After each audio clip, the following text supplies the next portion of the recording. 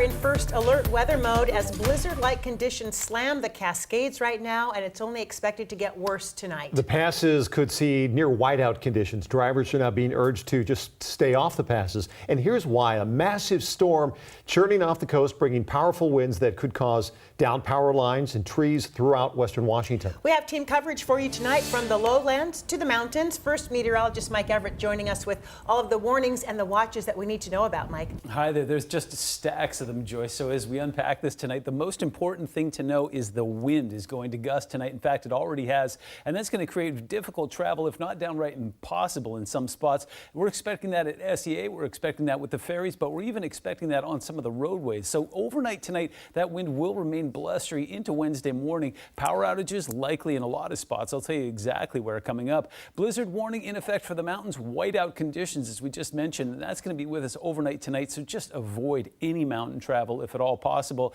And then on top of that, we have some king tides. That's been causing some flooding conditions, but it's really accelerating that along the coast where it is just downright dangerous tonight. We are tracking some rain moving in along with that, and take a look at that. Those snow levels sitting around 2,500 feet currently, and that is driving some snow into the mountains. I would be surprised if those passes stayed open tonight because it's going to be a long night for folks at WashDOT. Already seeing some verified winds telling us that we will see some gusty conditions tonight. In fact, we're just getting into it. Already a 52-mile-an-hour gust reported at Seattle. Down towards SEA, we've already seen some close to 60. And look at that swath of purple from Port Angeles to Hoquiam. We've seen winds in the 40 and 50-mile-an-hour range there as well. High wind warning will be in effect until 4 a.m. for everything that you see in yellow, not only along the coast, but in some of the foothill communities. We'll talk about the mechanics behind that coming up. Wind advisory is also in effect for everything you see in tan for the same time frame until 4 a.m. Gusts, as we've seen already, getting up to about 50. And that blizzard warning, you don't see that orange color very often, but that is all the way up and down the Cascades.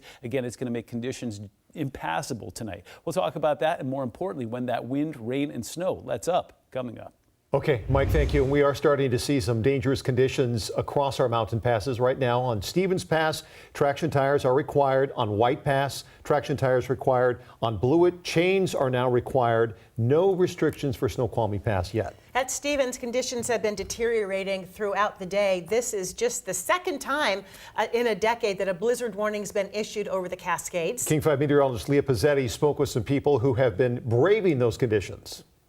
This blizzard warning is now in place, and it is clear why. If you can see behind me, blowing snow is the big concern out here, creating those visibility issues. So where I am right now, Stevens Pass, all of our mountains are not going to be easy to travel this evening as this blizzard warning continues. Even before the National Weather Service's blizzard warning officially began, the wind started howling on Stevens Pass. Oh, wow. Yeah, yep. You can tell it's starting to build for sure. Should probably get our boots off and get warm. Backcountry skiers and snowboarders came up before the winter weather kicked in. The clouds look like they're kind of rolling in too over here. And got out just in time. We're getting out of here just before the storm comes in, which was the goal. This current storm, a bomb cyclone, I hear, is helping cause a rare blizzard warning. Just the second one in more than 10 years. The first was back in January. I kind of do remember that, and I remember being really surprised that it was 10 years.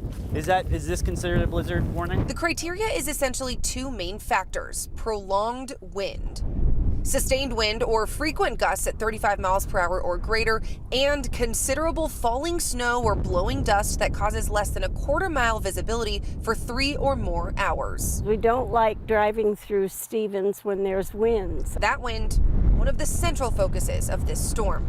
Drivers like Chris and Dean getting over the pass before the worst of it hits. To me, it's important to be wary of what's going on as far as the weather. Now, WashDOT tells me that when we saw that blizzard warning earlier this year in January, Stevens Pass actually did shut down for 21 hours. That was the longest closure we saw all year. Reporting from Stevens Pass, I'm meteorologist Leah Pizzetti. Just a reminder, traction tires and chain requirements can include all-wheel and four-wheel drive vehicles. If you're not prepared, you could face a $500 fine. And if you need a refresher on how to put those chains on your tires, you can text the keyword chains to 206-448-4545. We'll send you a link with some helpful tips and tricks. The strong winds are going to be a major factor in this storm, so check out this video from the coast in Ocean Shores. Our thanks to Deb Greer. You can see the extremely choppy conditions there in the lowlands. Strong winds are leading to rough conditions for ferries. King 5's Eric Wilkinson joining us from the Mukilteo Ferry Terminal with the latest on that tonight. Eric. Yeah, it's been relatively quiet here tonight along the Mukilteo waterfront, both in terms of wind and rain and waves. You can see the ferry here is loading right on time, which is good for everybody, but that may not last throughout the night and into the morning. And now we're starting to hear increased reports of power outages in the eastern part of Snohomish County. We've already been getting some reports of delays and cancellations for the ferries, specifically along the Port Townsend-Coupeville run. After 7 o'clock tonight, the Edmonds-Kingston crossing will be down to just one boat, but that's not because of the weather, it's because of crewing issues.